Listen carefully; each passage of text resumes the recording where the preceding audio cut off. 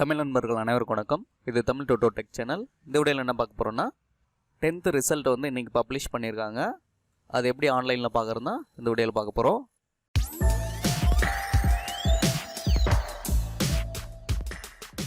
So அதுக்கான website வந்து பார்த்திங்கன்னா tnresults.nic. என்ற வெப்சைட்குள்ளே போயிருங்க.